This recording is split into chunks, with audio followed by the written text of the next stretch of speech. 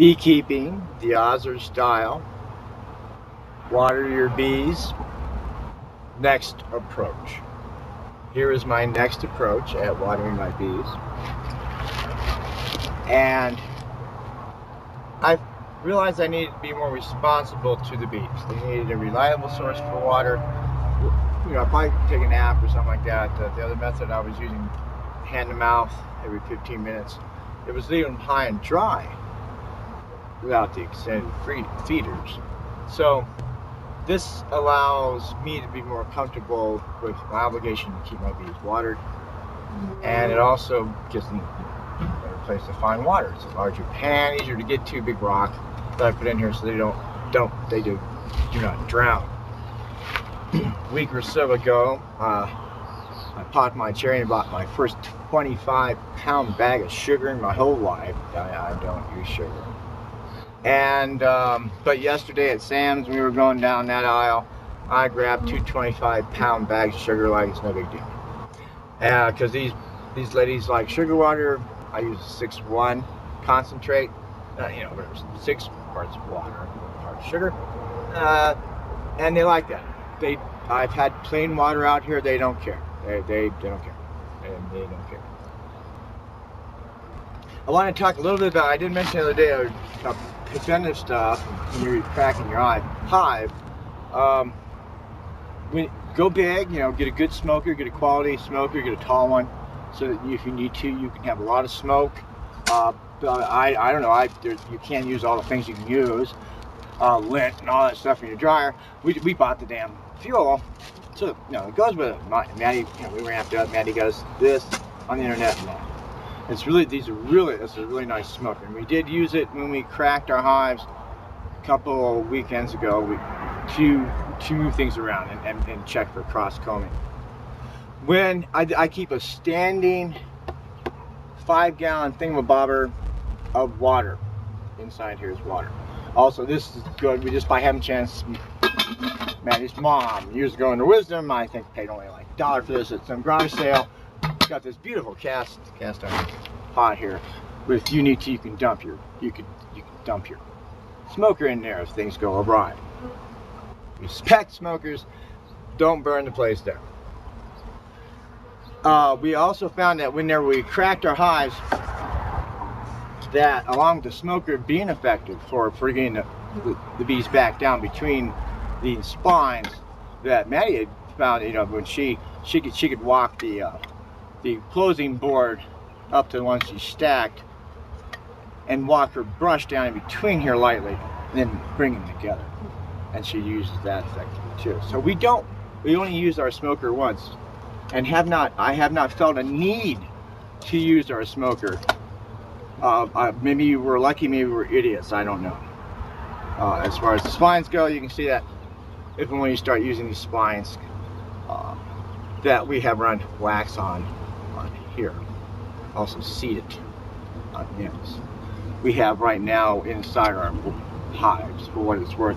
I put in a board up in here that occupies the first 4 top bar boards. This is a flat dead board, so they'll come there, and they are not. It's good, but the immediate 5th bar on, they are where they have splines.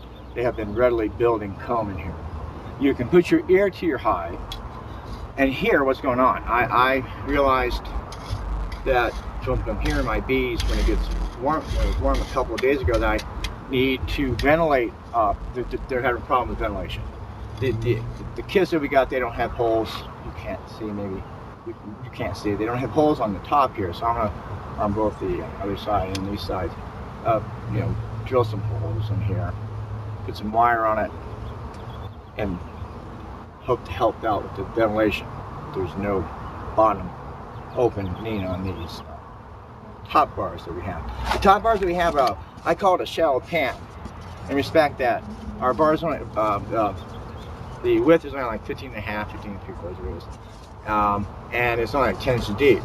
The nice thing about that is that the comb they're building is no bigger than this. They will burn onto the sides of the wall, of course, and they get bigger. But they won't down here. they won't catch. But soap, they don't get too long and too heavy.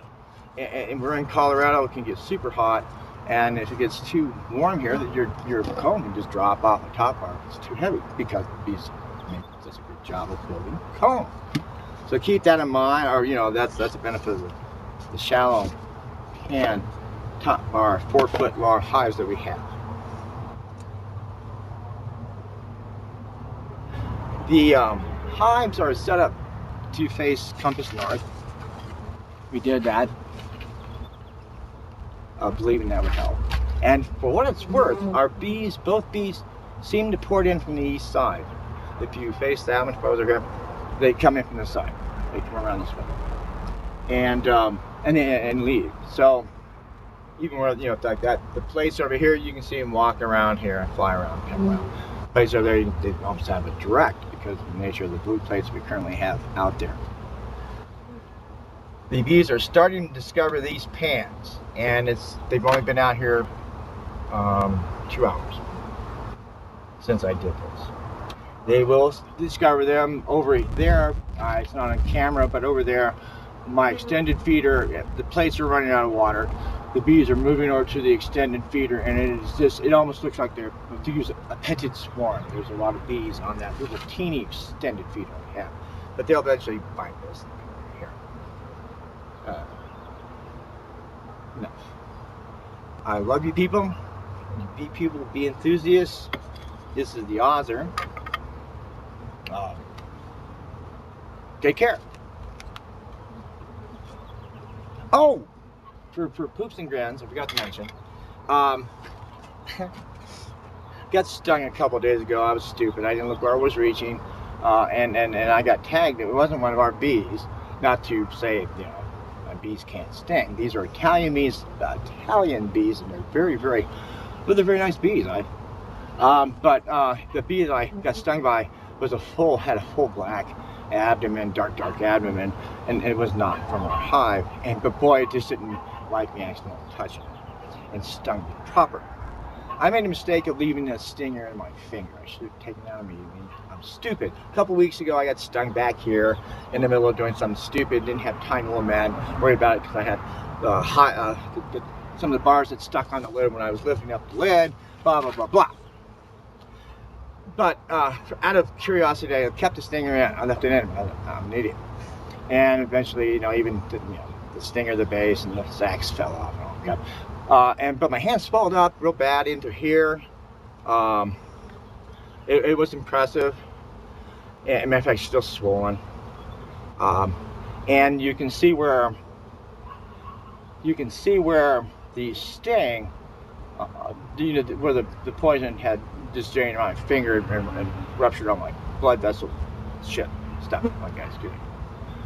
My ring finger goes all the way to here now. I was only here yesterday. So that's update on that. So I do now very, very much respect these stings. Not like I didn't, but whoa. Yeah. That was a good learning curve for me. Take care. Again, I say, theOZer. I love you guys. All you bee people. I love my bees. Just take care.